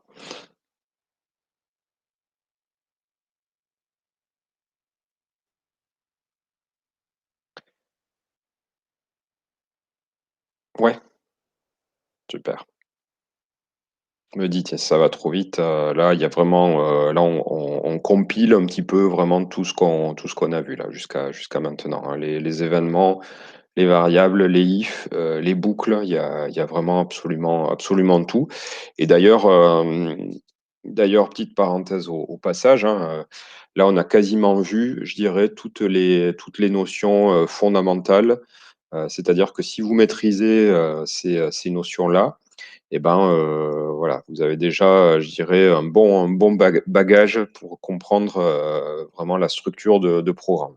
Donc, il nous resterait une notion, mais que j'ai vue avec les L3 cette année, qui s'appelle la notion de classe, qui permet de regrouper voilà, dans un symbole plusieurs propriétés. Bon, un petit peu complexe, mais en tout cas là, voilà, on a vu vraiment je dirais, les notions fondamentales que sont donc les variables, stocker de l'information, les conditions pour exécuter des blocs de code soumis à des conditions, les répétitions, les boucles qui permettent, vous avez vu, de prendre un bloc et de le répéter un certain nombre de fois. On a vu la semaine dernière les fonctions aussi qui permettent de regrouper en fait des, euh, des commandes sous une même dénomination. Et là, on a vu donc les tableaux qu'on peut ranger un petit peu dans la catégorie notion de variables. C'est des variables un petit peu spéciales qui permettent donc de stocker à travers un symbole un ensemble de valeurs, d'accord, un ensemble d'objets. Donc là, pour l'instant, nous, les objets, on a manipulé des nombres, mais on pourrait tout à fait avoir manipulé, par exemple, des tableaux d'images, hein. Donc, vous vous souvenez, on a appris à charger des images par le biais de load images. Imaginons qu'on veut créer, je sais pas, 10 images parce qu'on a une séquence animée. Eh bien, on pourrait voilà, très bien stocker dans les cellules de nos tableaux des images. Donc ça, c'est complètement possible. Voilà, donc là, les tableaux, on peut stocker un petit peu ce qu'on veut. Donc en général, alors la particularité des tableaux en JavaScript, c'est qu'ils sont hétérogènes, c'est-à-dire que voilà, vous pouvez déclarer des tableaux et mettre ce que vous voulez dans les cellules du tableau. Donc ça peut être pour la première cellule, ça peut être un nombre, la deuxième cellule, ça peut être une image, troisième cellule, ça peut être une chaîne de caractères. Donc ça, c'est assez rare en général, hein, les langages qui permettent ça. Tous les langages, grosso modo, quand vous déclarez un tableau, ben, en fait, le tableau est typé, c'est-à-dire que vous allez stocker dans le tableau vraiment le même type de données, de sorte à pouvoir traiter de manière séquentielle à l'aide d'une boucle les données qui sont insérées dans le tableau. Donc c'est assez rare. J'avoue que je crois que j'ai pas vu, j'ai pas en tête là d'exemple qui traite des tableaux, donc qui stockent des valeurs ou en tout cas des types de data différents. J'ai pas. Voilà. En tout cas, voilà. Donc, une fois que vous avez un tableau, grosso modo, ben, vous décidez ce qui stocke et vous allez stocker ben, l'ensemble des objets avec un même type. OK? Bon, ben, du coup, ça avance vite. Alors, qu'est-ce que je voulais vous montrer? Oui, alors je vais vous montrer un truc qui va être un petit peu compliqué, mais voilà, je le montre parce que c'est un effet graphique qui est assez intéressant et qui va être peut-être un peu compliqué, donc il va falloir, voilà, il va falloir s'accrocher. Mais voilà, je vais vous montrer en fait comment on va reproduire ce graphisme-là, qui est sur, voilà, sur l'entête de processing. Donc on va recréer ici ce graphisme, un peu comme ça de réseau. Alors, quelle va être la stratégie? Donc ça a été fabriqué, pareil, un petit peu comme le programme que je vous ai montré, sur les boucles 4 éléments, choisis au hasard. Ça, c'est un classique, de classique, hein, donc ce dessin un petit peu de graphe ici, de réseau de lignes, c'est fabriqué avec un système de particules et ce qu'on va faire ici, alors je vais peut-être, tiens, pour expliquer, voilà, je vais repartir avec très peu de particules. Donc ce qu'on va faire ici, c'est qu'on va, pour chacune des particules, on va regarder en fait toutes les autres particules. Donc imaginez, hein, on a une boucle, première boucle for, qui nous permet de passer de cette particule à cette particule, à cette particule, à cette particule. Et pour chaque particule, donc pour une particule numéro i, on va dire, on va regarder l'ensemble des autres particules. D'accord, on va dire, ben voilà, on va calculer la distance à toutes les autres particules. Donc on va regarder, on va prendre cette particule, on va calculer la distance à cette particule, OK. Calculer la distance à cette particule. Et on va dire, ben, si la distance est inférieure à un certain seuil, donc ça, on va pouvoir le placer dans une variable, par exemple, j'en sais rien, 50 pixels, eh bien, on va dessiner la ligne. D'accord? Donc vous allez voir, ça va créer un effet assez graphiquement assez intéressant. C'est-à-dire que dès que des particules en fait vont se rapprocher d'une particule, ben, elles vont dessiner des connexions. Et ça va créer comme ça une espèce de, ben, vous allez voir, de réseau qui se fait et qui se défait au fur et à mesure finalement du mouvement, de la cinétique de ces particules. Donc ça va être assez intéressant, toujours assez chouette à voir en action, hein. Donc je répète la stratégie. Donc ça va être un peu compliqué si vous comprenez pas tout d'un coup, bah, vous inquiétez pas parce que on va utiliser 2 boucles imbriquées. Mais voilà, je tenais à vous le montrer parce que l'effet graphique est vraiment chouette, quoi. Donc je répète ce qu'on va faire. On va prendre une particule, on va regarder toutes les autres particules. On va calculer la distance. Donc il y a une fonction, hein, qui permet, de calculer la distance entre 2 points dans processing. Donc on calcule la distance avec chacune des particules et on va dire, bah, si la distance est plus petite que, j'en sais rien, 50 pixels, on dessine la connexion. Donc ça va être de dessiner la ligne entre la particule sur laquelle on est en train de travailler, plus, toutes les particules qui sont dans un rayon inférieur au seuil qu'on a décidé. D'accord? Donc une particule va pouvoir, avoir plusieurs lignes qui se dessinent et qui partent à partir d'elle. D'accord? Donc on va effectuer cette opération, enfin ce petit bout de code et vous allez voir, bah, plus il y a de particules et plus ça va donner des résultats, assez intéressants. Puis on affinera sur l'esthétique. Donc vous allez voir, en fonction de la distance, on dessinera des connexions plus ou moins opaques. OK? Donc, écoutez, on va se placer là. Là, on va rester dans la boucle de dessin et on va pas travailler dans la boucle ici, principale, j'allais dire, qui nous permet de dessiner les particules. On va se placer dans une autre boucle. D'accord? On va se placer dans une autre boucle. Donc c'est un autre dessin. On dessine d'abord les particules et ensuite, une fois qu'on a dessiné toutes les particules, et qu'on les a mises à jour, eh bien, on vient de dessiner ces connexions. D'accord? Donc il y a vraiment, voilà, 2 grosses boucles, à l'intérieur de notre gestionnaire de dessin. Donc on y va. On va se placer donc, hein, attends, là je dis ça, c'est pour que vous vous placiez bien, donc avant la collade de fin du draw et après la collade donc de la première boucle for. Voilà, donc là, vous devriez avoir ici, on va se placer ici. Donc on y va. Donc pour chaque particule, donc je reprends, bah, la même structure ici. I donc inférieur à NB, donc ça ne change pas, et I++. Là, pareil, vous pouvez copier-coller. Donc ça veut dire que on va parcourir toutes nos particules. Donc là, c'est là où il va falloir s'accrocher. Donc on va faire une deuxième boucle, hein, donc là, on est pour chaque particule donc, hein, de notre système de particules. Et ce qu'on a dit, c'est qu'on a dit que pour chaque particule, on allait regarder toutes les autres particules.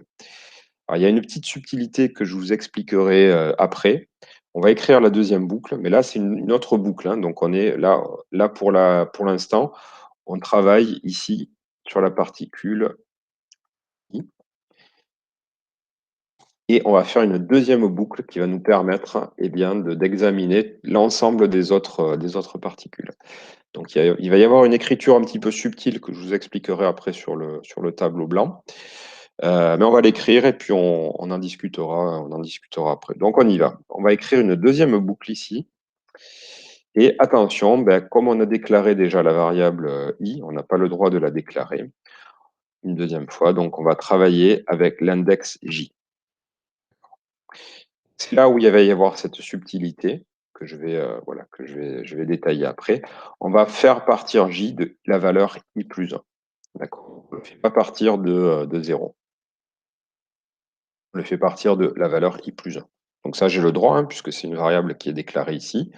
Donc on peut sentir un peu ce qu'on fait. C'est-à-dire que quand on est sur la particule numéro 0, on va observer, on va calculer la distance avec toutes les autres particules.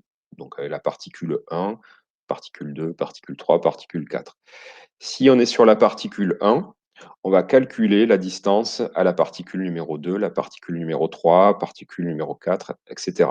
Alors pourquoi on ne le fait pas partir de 0 ? Parce que quand on est sur la particule numéro 1, en fait, on a déjà traité le cas en tout cas distance particule 0 à la particule 1. D'accord ? On n'a pas besoin de recalculer ça. Donc ça, on le fera sur le petit dessin. Mais voilà, donc on part de i plus 1 et on va aller jusqu'à nb, pareil. Donc toutes les autres particules. Et on va incrémenter j d'une unité à chaque fois. D'accord ? Donc attention, je remets les accolades. Et là, je vais peut-être mettre un commentaire. Donc on va regarder toutes les autres particules index j.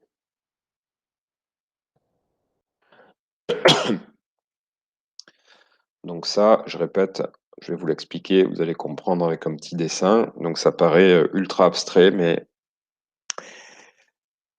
voilà, ça permet vous allez voir, d'optimiser. Ok, on est à l'intérieur de cette double boucle. Donc là, qu'est-ce que ça veut dire? Ça veut dire qu'on va avoir accès non seulement à la particule numéro i, donc c'est celle qui est sur laquelle on est en train de travailler. Et pour cette particule i, on va avoir accès ici, à l'intérieur de cette boucle, à toutes les particules j. D'accord? Donc là, on travaille vraiment, vous voyez, de manière un petit peu assez abstraite. On travaille avec une particule i qui va regarder la distance à toutes les autres particules qu'on désigne par l'index j. Donc, comment on va calculer la distance? Il existe une fonction. Alors, je ne sais plus, des fois, je la montre avant ce cours, mais je pense pas qu'on l'ait vu cette année. C'est une fonction qui s'appelle dist, donc pour distance. D'accord? Donc distance, c'est une fonction en fait qui va nous retourner une valeur. Elle va calculer, elle va prendre donc un premier xy et un deuxième xy, et puis elle va vous calculer en fait la distance en pixels. D'accord? Donc je peux faire peut-être un petit dessin. Donc ici, hop, voilà. Donc vous prenez une première position, vous prenez une deuxième position ici. Donc, je trace un trait. Et la fonction dist, donc, elle calcule vraiment la longueur de ce trait. D'accord? Donc, qui est ici, si on a x1, y1, et ici, x2 et y2, eh bien, en fait, la fonction dist, donc, elle va prendre 4 paramètres, un peu comme la fonction line. Elle va prendre x1, y1 et x2, y2, et elle va vous retourner donc un nombre à virgule. D'accord?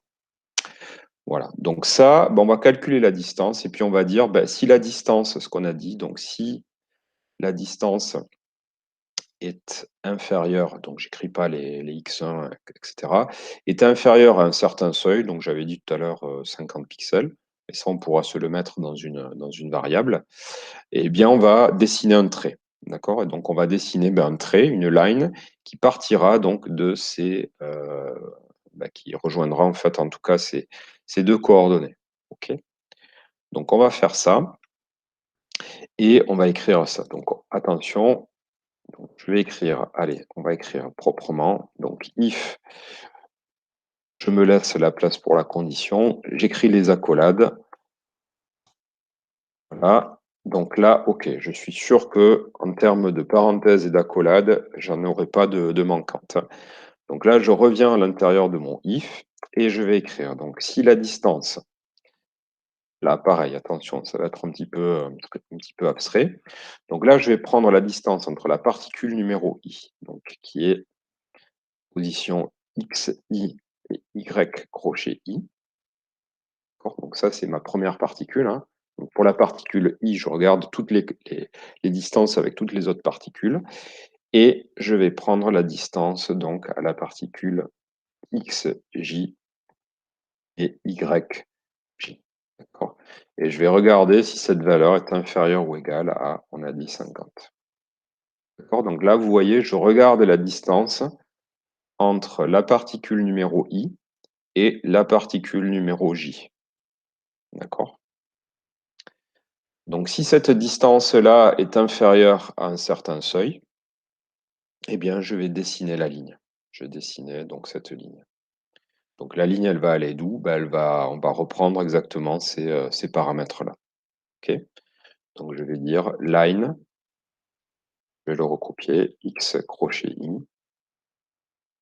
y crochet i et x crochet j et y crochet j.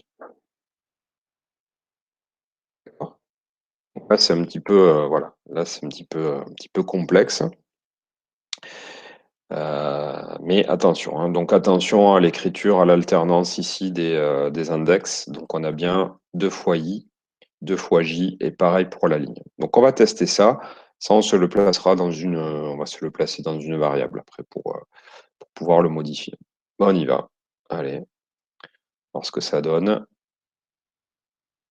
Alors, ça donne pas grand-chose. Donc j'ai dû me planter quelque part, à moins que 50 ce soit peut-être, ouais, c'est peut-être trop petit. Non, pourtant on a ah oui, non, pardon. Je sais pourquoi. C'est parce qu'on s'est placé en no stroke. Donc, vous voyez, on a l'option de dessin no stroke ici. Donc, elle est valable ici. Donc, ça veut dire no stroke, on ne dessine pas de contour. Donc, ce qu'on va faire ici, c'est qu'on va repositionner le stroke à 0. Ce n'est pas un bug de comportement, mais plutôt un bug d'option de dessin qui fait que on indiquait à Processing qu'on ne voulait pas dessiner les lignes. Donc, voilà. Donc là, les lignes vont réapparaître. Et vous voyez, hop, donc vous avez vu, dès que deux particules, en fait, là, hop, se rejoignent à 50 pixels, eh bien, elles créent une sorte de liaison. Hop, là, on a bien vu. Donc là, on peut créer des particules à la main. Et vous voyez que on a ces espèces de liaisons là qui se créent.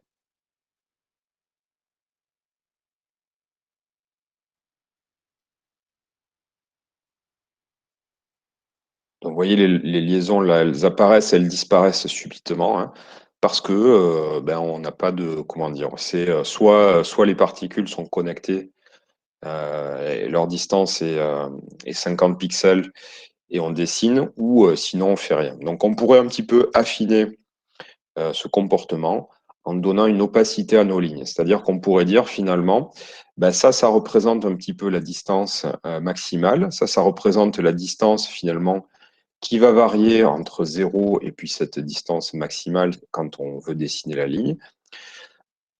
Et donc, on pourrait en fait diviser cette distance par cette valeur-là, donc ce qui va nous donner un nombre entre 0 et 1, et le multiplier par 255 pour avoir une opacité en fait qui dépendrait de la distance. D'accord. Donc ça, vous pouvez changer le nombre. Alors attention, mettez pas des distances trop importantes. Pourquoi? Parce que si vous mettez par exemple une distance qui est, je ne sais pas, par exemple la largeur de l'écran, je peux le faire, hein, il n'y a pas trop de particules, donc c'était 500. Ben, ce qu'il va faire, c'est que quasiment toutes les particules vont passer le test et donc il va en permanence, mais ça peut être intéressant, il va dessiner voilà, toutes les liaisons. D'accord? Mais ça peut être, voilà, ça peut être intéressant aussi, hein. Donc là, tiens, typiquement, on pourrait rajouter un stroke je sais pas, de 50. Ça peut être mieux graphiquement. Donc là, vous voyez que à chaque fois, pour chaque particule, si on regarde, si on surveille une particule, et bien pour chaque particule, en fait, il va dessiner une espèce de faisceau de lignes, en fait, qui partent de cette particule vers toutes les autres particules. Ben, pourquoi? Ben, parce que ce test va être passé à chaque fois, en fait. Donc là, on est sûr que la distance d'une particule à une autre, ben, elle est inférieure à 500 parce que, ben voilà, parce que je suis sûr que, quoique c'est pas forcément sûr. Si on a une particule qui est là, une autre particule qui est là, ben la distance va être plus grande que 500. Donc il va y avoir des cas où elle va pas être dessinée. Et à contrario, ben, je peux diminuer ici la distance. Donc là, on va se retrouver voilà, avec des particules. Ouais, alors, je sais pas, 10, c'est peut-être un peu faible. Ouais, c'est peut-être un peu faible. Voilà. Allez, sur une valeur un peu médiane. Voilà.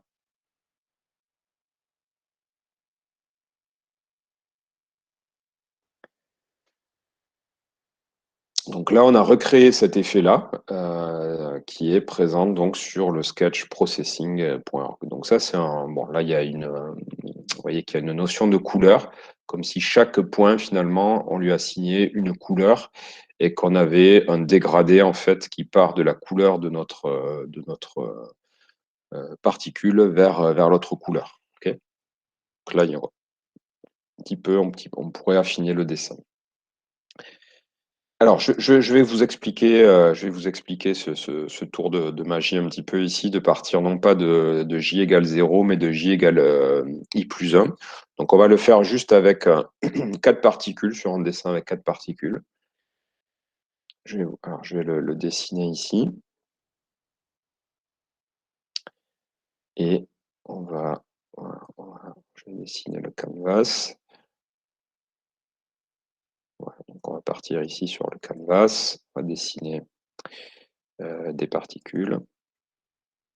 Voilà, une particule, donc la particule 0, une autre particule ici, c'est pas évident à dessiner, tiens, je vais faire des petites croix, particule 1, particule 2 ici, et particule 3, et on va se créer la particule 4 ici. Donc, qu'est-ce qui se passe dans ma boucle principale ici de dessin de ligne? Donc, je pars de la particule ici, numéro 0. Allez, je pars de la particule 0. Particule 0, c'est celle-ci. Donc, je vais examiner en fait toutes les particules qui partent donc de i égale plus 1 jusqu'à nb. Donc, i égale, comme i vaut 0, mais i plus 1 vaut 1. Donc, ça, c'est logique. J'examine en fait toutes les autres particules. Donc, je vais examiner en fait ici les particules 1. Donc, est-ce que le test est passé? Oui, moi, je dessine. Ici, donc, je vais passer à la particule numéro 2. Est-ce que le test est passé? Non. Particule 3, est-ce que le test est passé? Non. Particule 4, est-ce que le test est passé? Oui. Donc là, je dessine ma ligne. OK? Voilà, ça, on a fait le boulot pour i égale 0. On va passer à i égale 1. Donc on passe à i égale 1. Hop, je suis ici maintenant. Alors, si j'avais mis ici, j'aurais pu mettre j égale 0. Quelle aurait été en fait la logique? Ben, j'aurais réexaminé la distance entre la particule numéro 1 et la particule 0. Mais ça, en réalité, ce n'est pas la peine que je le fasse puisque je l'ai déjà fait en fait. Donc il y a cette notion comme ça comment dire, ben, la distance entre 0 et 1, ça va être la même que la distance entre 1 et 0. Donc, ce n'est pas la peine que je re-regarde cette distance. Donc, c'est pour ça que je vais regarder pour la particule 1, ben, je vais plutôt regarder toutes les autres particules à partir donc, de l'index numéro 1. D'accord? Enfin, de l'index même 1 plus 1 plus 1. D'accord? Donc, je vais regarder en fait la connexion avec la particule 2. Ouais, la distance a l'air correcte. Avec la particule numéro 3 ici. Non, je suis trop loin. Et particule numéro 4. OK, ben là, je suis assez près, donc je dessine la ligne. Et puis, je vais continuer. Donc, I vaut, on était à 1. I vaut 2. Donc là, je ne vais pas regarder la connexion avec la particule numéro 1 et avec la particule 0, puisque je l'ai déjà fait au tour précédent, aux 2 tours précédents. Donc, je vais regarder plutôt les connexions ici avec la particule numéro 3. Donc là, elle est assez près. OK, je dessine. Et avec la particule numéro 4. Donc là, je suis un peu loin, je ne dessine pas. Et puis, ben, je vais continuer. Donc, j'étais à I égale 2. Je passe à I égale 3. Donc, I égale 3, ben, je vais regarder les autres particules. Donc, je vais partir de I plus 1, donc de 4. Et ce n'est pas la peine que je regarde les relations entre 3 et 2, 3 et 1 et 3 et 0, puisque je l'ai fait déjà au tour précédent. Donc, pas la peine de réexaminer les distances. D'accord? Donc là, est-ce que la distance entre 3 et 4, elle est plus petite? Ben non. Et voilà, je termine ma boucle comme ça. D'accord? Et donc, c'est ce qui va se passer. Donc, c'est pour ça qu'en fait, on part ici de I égale, de J, pardon, égale I plus 1. D'accord? C'est parce que ben, quand I est strictement supérieur à 0, on ne va pas re-regarder ce qu'on a déjà calculé au tour précédent. OK? Allez, ben, pour terminer, donc c'est un peu compliqué. J'espère voilà, que vous sentez cette chose-là avec le dessin. Donc, ce qu'on va faire, c'est que pour terminer cette. Quelle heure il est? Ouais, 10 heures. Oui, bah, j'étais peut-être un peu vite. Donc, pour terminer ce TD, on va juste placer cette variable ici, cette quantité à l'intérieur d'une variable. D'accord? Donc, on va ici se voilà, paramétrer ici. Donc, on va l'appeler déconnexion. Donc, déconnexion, on va le placer à 100. Et on va ici, voilà, donc vous déclarez cette variable. Donc l'intérêt, c'est vrai que cette quantité-là, on ne l'utilise pas ailleurs dans le programme. En tout cas, elle n'est pas répétée comme on avait ici Vmax ou NB. Mais là, c'est vraiment, je dirais, une variable de confort qui va nous permettre de modifier justement cette distance minimum ici en en-tête de programme sans se replonger dans le code. D'accord? Donc déconnexion ici, voilà. Vous le reportez ici, voilà. Bon, donc ça rend les écritures un petit peu plus abstraites, mais on est un peu plus confortable ici si on veut venir modifier voilà, cette quantité. Donc si je mets 200 ici, eh bien ça fonctionne. D'accord. Donc une variable qu'on pourrait créer aussi, c'est cette variable-là, 5. On pourrait se le mettre dans peut-être dans une variable aussi. Ça nous permettrait comme ça de paramétrer le nombre de particules qu'on va émettre au moment du clic. D'accord? Donc ça pourrait être sympa aussi d'avoir ça. Tiens, ben, on va le faire, tiens. On va le faire. On va l'appeler LN, on va l'appeler, je sais pas, N underscore émission. Le nombre de particules qu'on émet au clic, et on va mettre 10. Donc pareil, vous voyez, je déclare donc cette variable, je l'appelle variable de confort parce que c'est pas une variable voilà, qu'on utilise plusieurs fois à différents endroits de notre programme, mais vraiment pour paramétrer, là, c'est vraiment pour paramétrer notre programme. Vous voyez que là, on a déjà pas mal de paramètres qui permettent de configurer notre code. Donc, N émission, ben, je vais le reporter ici, voilà, ici. Donc là, hop, si je lance, ben là, j'émets maintenant 10 particules à la fois. Donc là, voilà, donc là, typiquement, là, je trouve que Pour le programme, en fait, des connexions, enfin, distance connexion, il est trop important, donc je vais le mettre, je sais pas, 60, 70.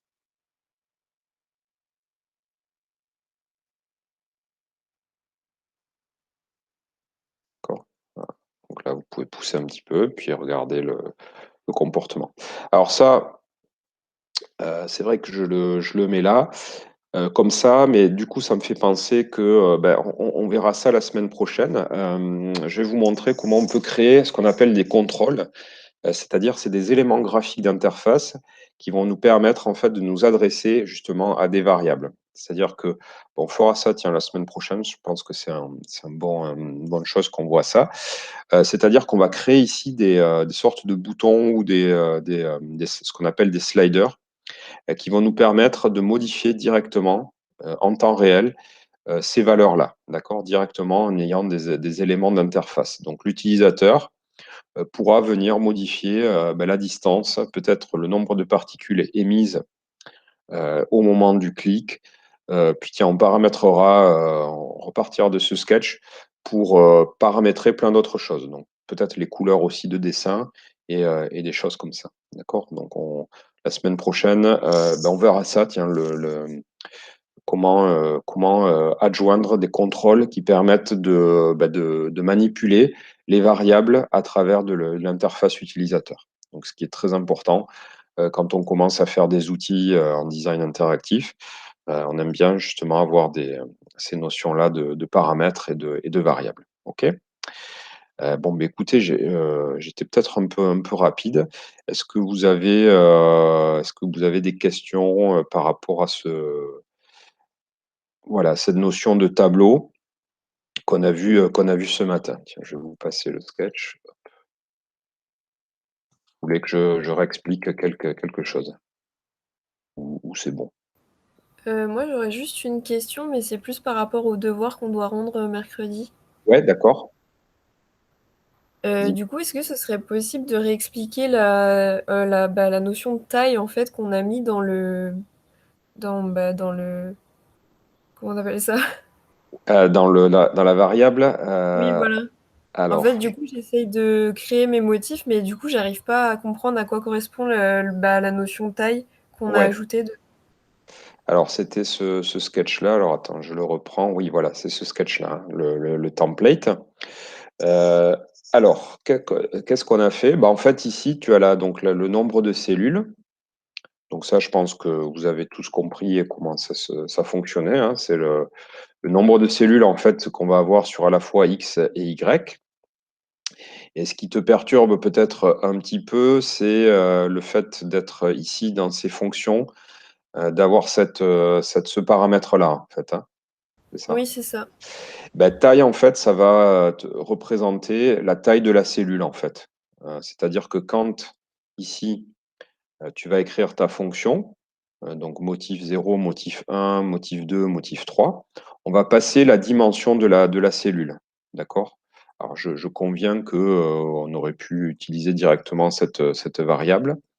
Mais ici, comment t'expliquer?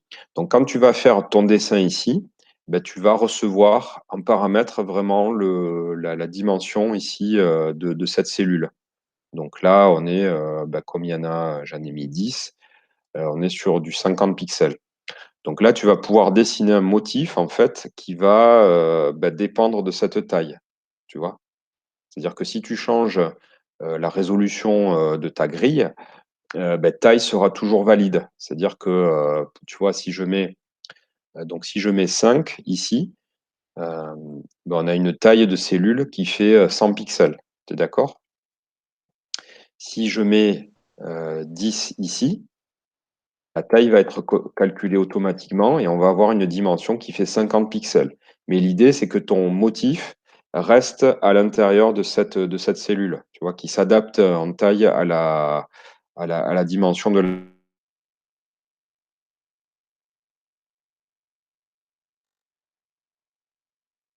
enfin, cette taille-là, et qu'on l'utilise ici bah, pour dessiner une ligne qui part de 0, 0, donc par rapport à la cellule, et qui va à cette position ici, taille, taille, qui est ce point-là. D'accord?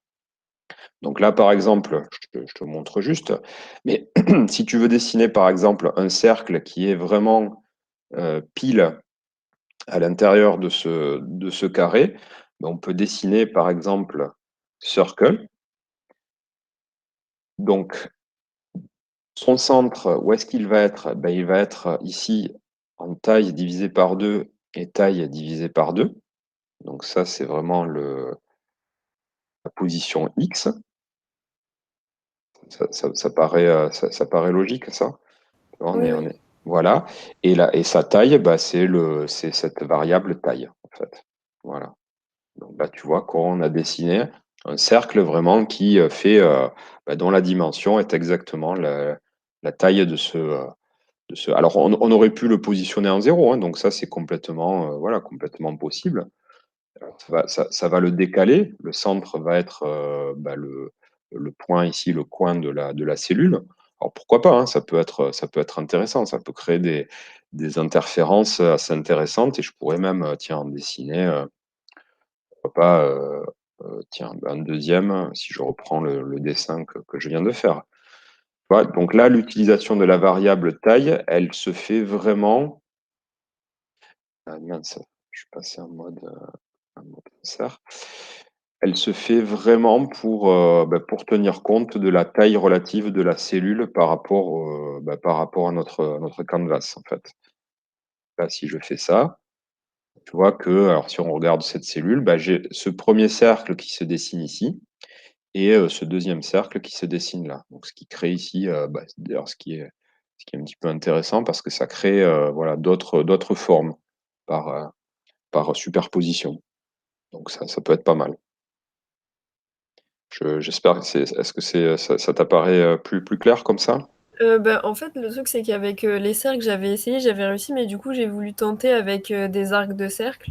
Sauf qu'il Oui, y a beaucoup bah, de données qu'on doit rentrer, et en fait, je oui. sais pas où on doit placer la taille. Et du coup, en fait, à chaque fois que Ah, j'essaie, mes traits, enfin, ils se barrent un peu partout, et du coup, ouais, enfin, je comprends pas, et ça m'énerve, ouais. quoi.